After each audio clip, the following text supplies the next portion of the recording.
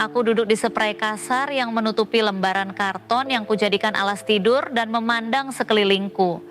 Aku bisa melihat cahaya menerobos masuk dari langit-langit jerami, menerangi pasir dan tanah yang menjadi lantai tempat ini.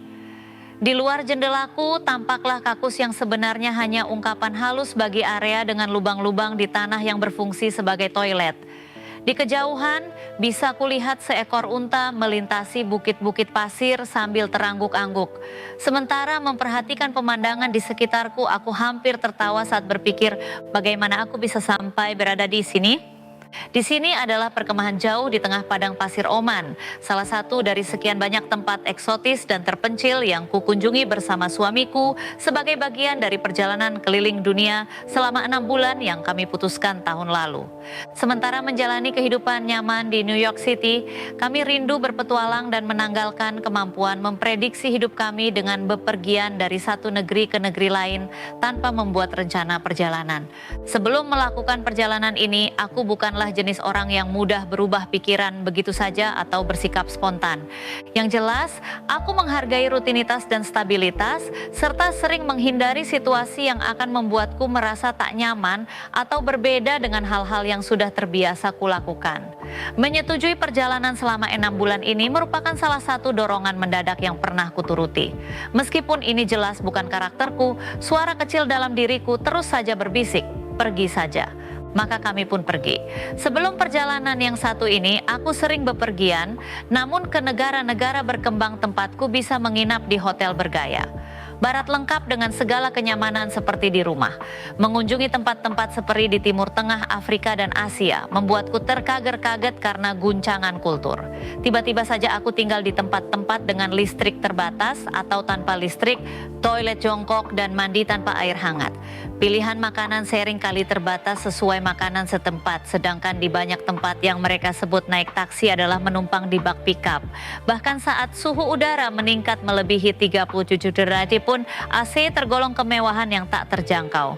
Selain itu, aku menyaksikan tingkat kemiskinan luar biasa serta kondisi hidup kumuh dan jorok yang bahkan tak kuharapkan menimpa musuh terbesarku. Mulai dari berjalan melangkahi gundukan sampah penuh kecoa sampai menjumpai anak-anak kecil berpakaian kotor di pasar Ethiopia.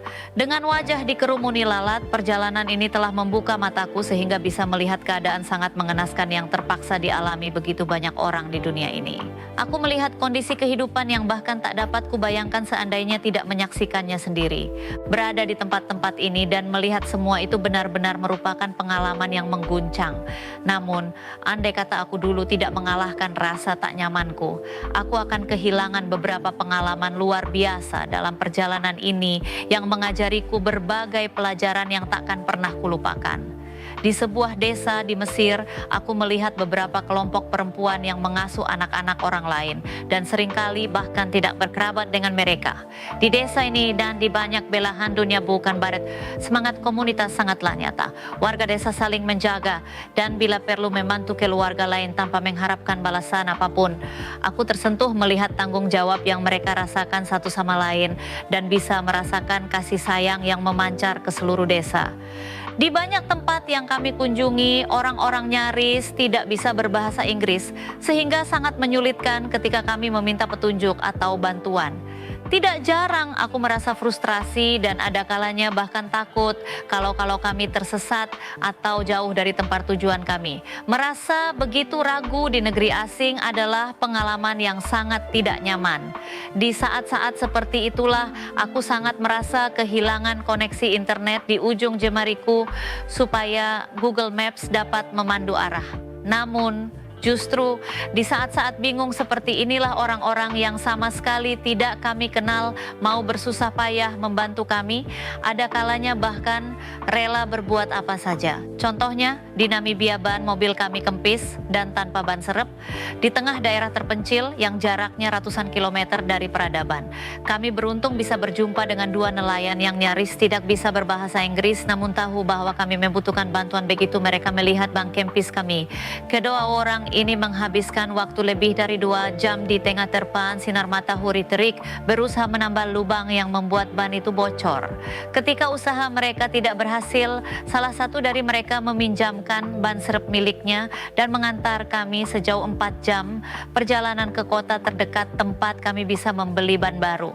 Sesudah itu dia terpaksa menumpang kembali ke tempat asal sambil menenteng ban serep yang tadi dipinjamkannya itu. Kebaikan orang ini kepada orang-orang asing yang bahasanya pun tidak dikenalnya menyentuh relung hatiku yang terdalam. Sekarang aku menyimpan kebenaran bahwa kemanusiaan ternyata syarat dengan kebaikan, keindahan, dan kasih. Di padang pasir Omanlah aku duduk di bawah langit bertabur bintang yang bisa kami lihat dengan sangat jelas sambil menghirup teh bersama para pelancong lain dan tuan rumah Oman kami saat aku menyadari betapa banyak persamaan yang terdapat di antara umat manusia. Disinilah kami, kelompok yang terdiri atas 12 orang dari seluruh penjuru dunia, saling berbagi pengalaman dan menemukan semua cara yang dapat menghubungkan kami satu sama lain. Akhirnya aku berbincang dengan seorang perempuan dari Cina mengenai ketakutan kami sebagai orang tua, sementara suamiku bercakap-cakap tentang kesedihan yang dialaminya karena kehilangan orang tua dengan seorang laki-laki Italia yang baru beberapa bulan sebelumnya kehilangan ayahnya karena kanker. Malam itu aku belajar bahwa ternyata masih jauh lebih banyak hal di dunia ini yang mempersatukan dibanding yang memisahkan kita. Nah, kembali kepada pertanyaan semula yang kuajukan kepada diri sendiri di gubuk padang pasir itu, bagaimana aku sampai bisa berada di sini? Aku sampai di sini karena berkata ya, tidak saja kepada perjalanan itu, tetapi juga kepada semua pengalaman dan wawasan baru yang kuperoleh selama melakukan perjalanan itu.